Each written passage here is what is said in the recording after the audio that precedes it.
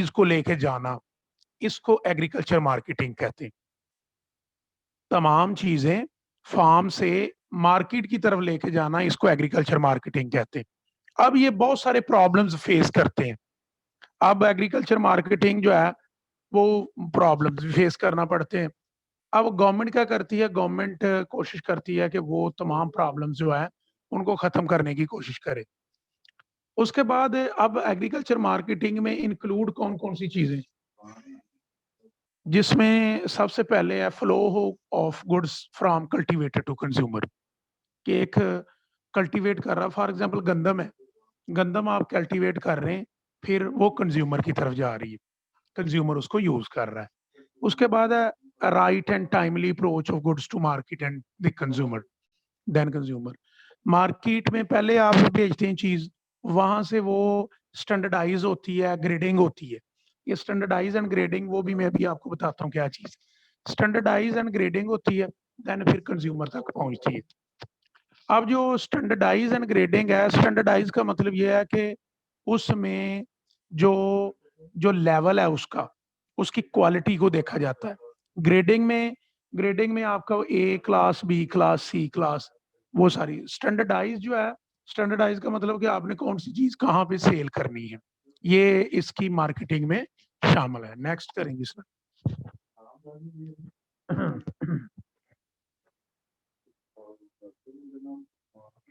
अच्छा जी, कंपोनेंट्स कौन कौन से हैं? कंपोनेंट्स का मतलब इसके अज्जा कौन से हैं, हिस्से कौन कौन से हैं? सबसे पहले है ट्रांसपोर्टेशन एंड कम्युनिकेशन। गरीब किसान के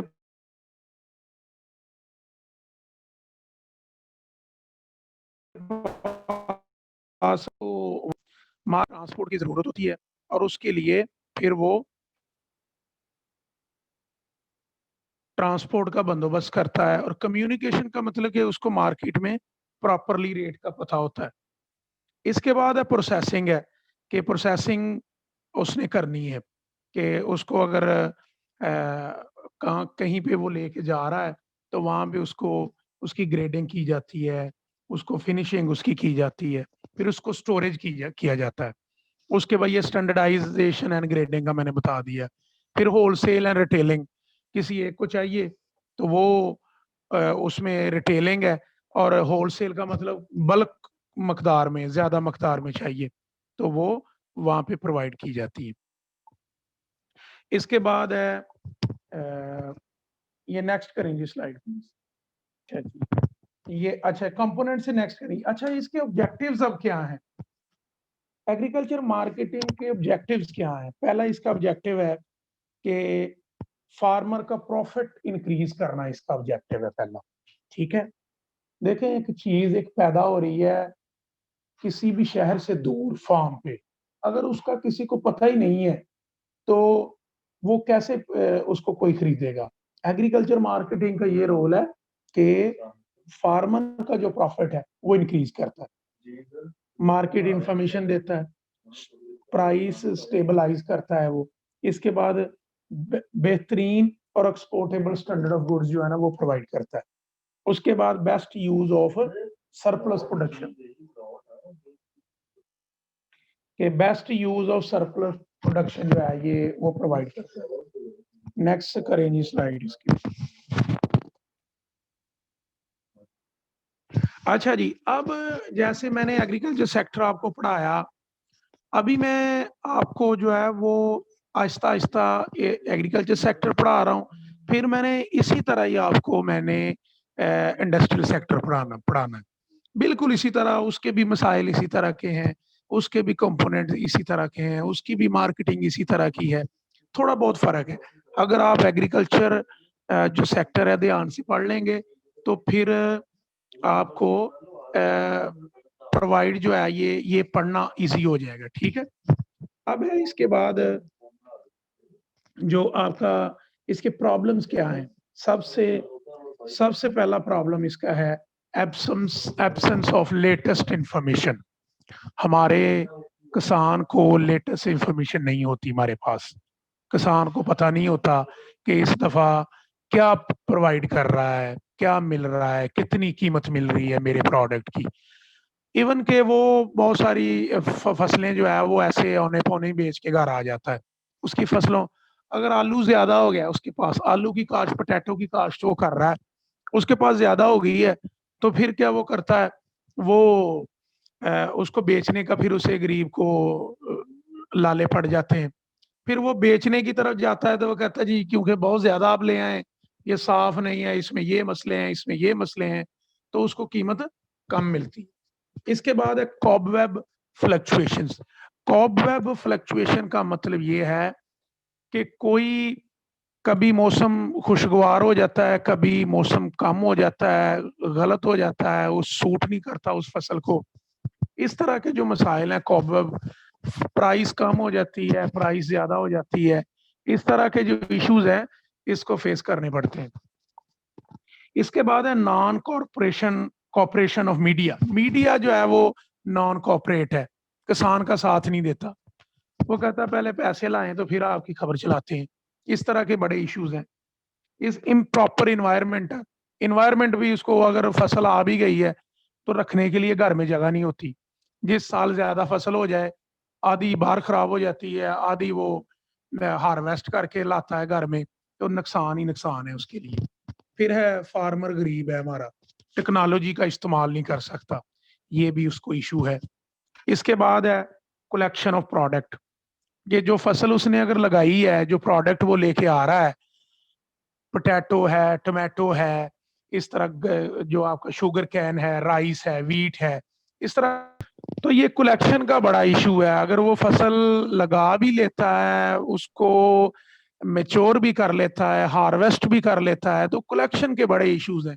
फिर उसको दो दो दिन उसकी फसल पड़ी रहती है, वो फिर जो खेत होता है उसमें ही खराब हो जाती है। ये भी बड़े इश्यूज है। फिर है लो क्वालिटी ऑफ प्रोडक्ट्स। अगर फर्टिलाइजर अच्छा नहीं मिलेगा, अच्छी उसको मशीनरी से प्रॉपर जमीन को बनाया नहीं जाएगा।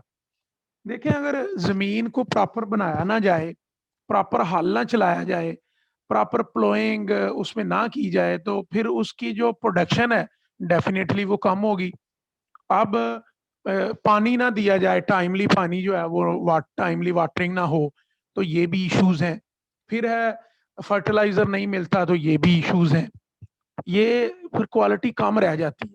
कहते हैं ना ये फलां की गंदम है जी, लेकिन उसका जो दाना है, गंदम का जाना, वो दाना कमजोर है जी, छोटा है, उसकी गंदम ने कद कम किया है, उसकी हाइट कम है, उसका जो सिट्टा है, सिट्टे में उसका जो दाने हैं वो कम है जी।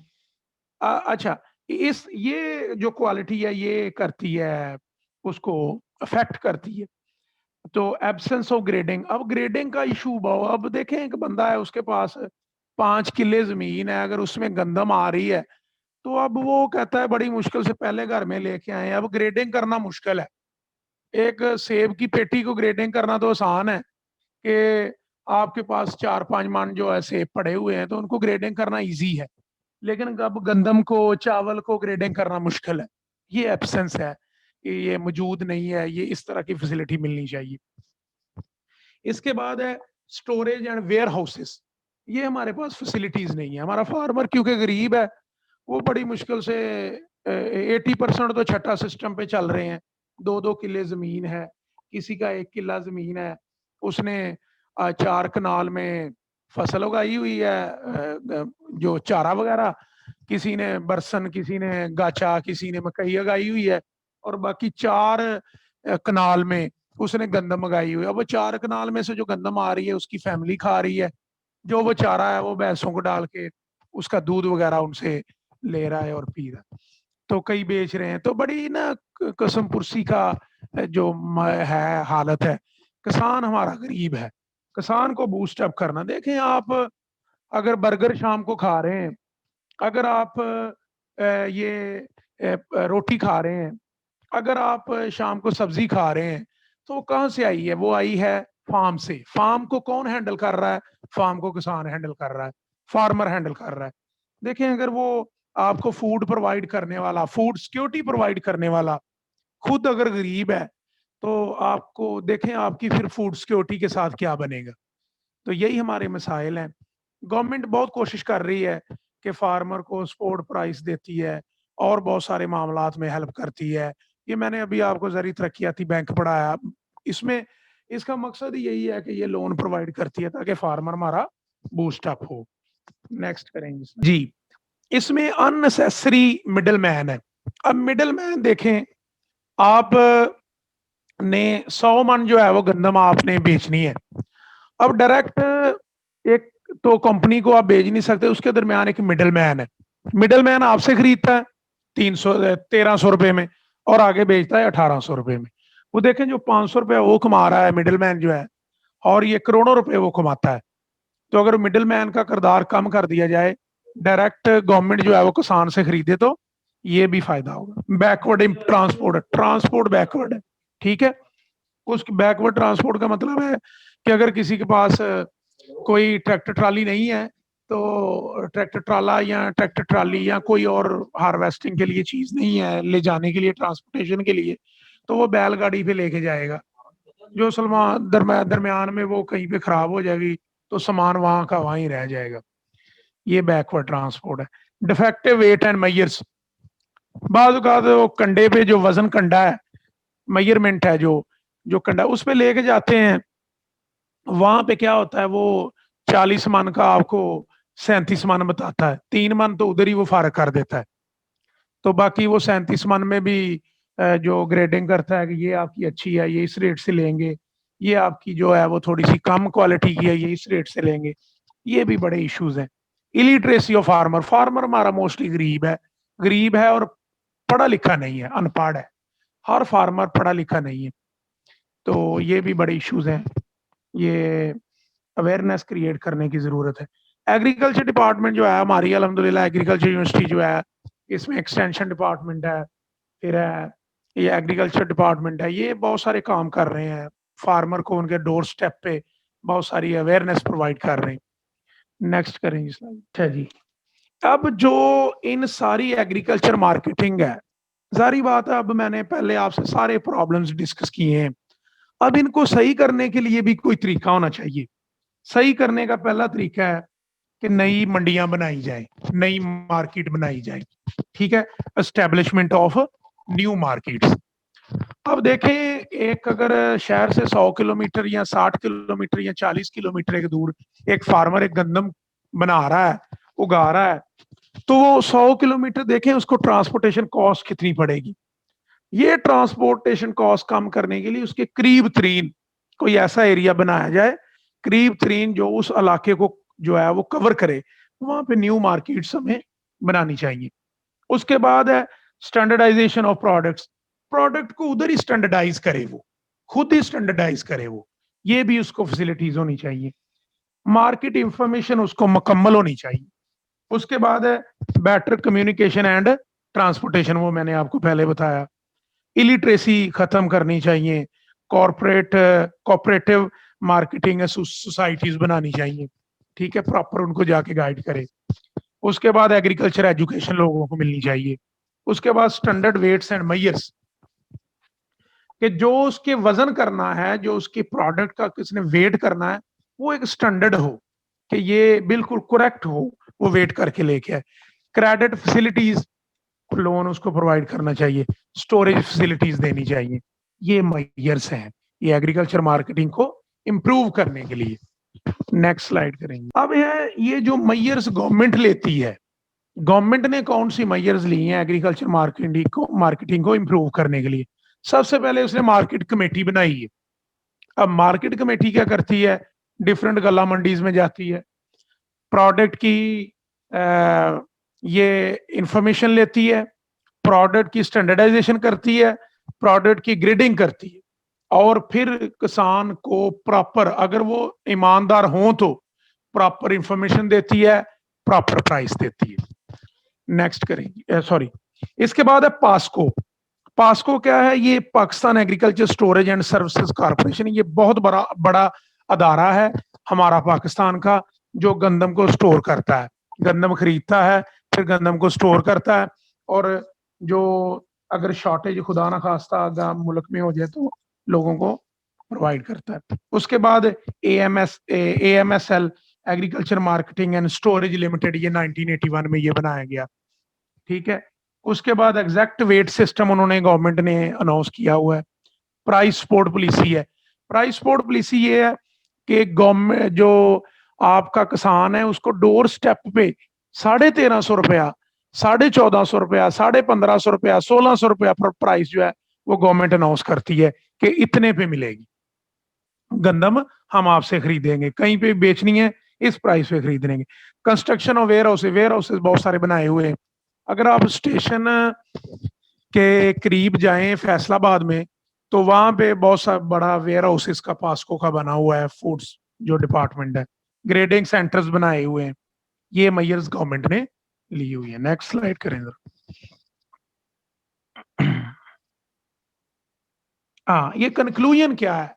कंक्लूजन ये है कि एग्रीकल्चर सेक्टर जो है ना, ये हमारा बैकबोन है, बैकबोन ऑफ आवर इकोनॉमी, हमारी मईशत की ये रीढ़ की हड्डी है। इसका आपको पता है, रीढ़ की हड्डी के बगैर इंसान जो आप पूरा जो ढांचा है, स्केल्टन है इंसान का, वो बैकबोन पे है।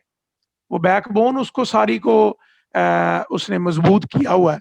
अगर बैकबोन को इशू बन जाए तो देखें इंसान से चला भी नहीं जाता, उठा भी नहीं जाता। तो ये बैकबोन है हमारे एग्रीकल्चर सेक्टर का। अब पाकिस्तान जो है वो इन्हें ये प्रॉब्लम्स रिमूव करने के लिए बहुत सारे स्टेप्स की जरूरत है, जिसमें सारे मैंने आपसे डिस्कस किए। नेक्स्ट स्लाइड करेंगे। नेक्स्ट करें स्लाइड, ये थैंक यू की। इसके बाद स्लाइड करेंगे। हाँ, अब ये आपकी असाइनमेंट है। असाइनमेंट के 2 क्वेश्चंस हैं। ये आपने अब अपने हाथ से असाइनमेंट लिखनी है। हाथ से लिख के आपने इसको स्कैन करना है।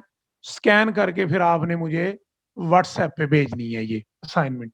इसमें आपका पहला क्वेश्चन है, is agriculture marketing useful for peasant farmers? Peasant का मतलब पीजेंट फार्मर्स, ठीक है। Justify your answer.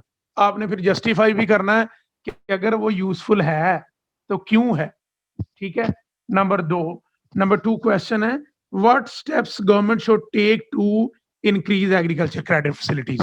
कि कौन से जो स्टेप्स हैं गवर्नमेंट को लेने चाहिए एग्रीकल्चर फैसिलिटीज जो है वो इंप्रूव करने के लिए, बढ़ाने के लिए। और इसकी डेट जो है ये 31 अक्टूबर 2020 है, ठीक है। ये आपने सबमिट करवानी है। प्रॉपर एक अपना नाम, पहले आपका जो है टाइटल पेज होगा जिसमें आपका नाम होगा, और submitted by, submitted to. Submitted by में आपका नाम आ जाएगा, सबमिटेड टू में मेरा नाम आ जाएगा। नीचे आपकी क्लास आ जाएगी कौन सी है, नीचे आपका यूनिवर्सिटी का नाम आ जाएगा। तो आपने ये मुझे 31 अक्टूबर से जो 31 अक्टूबर तक ये मुझे आपने असाइनमेंट सबमिट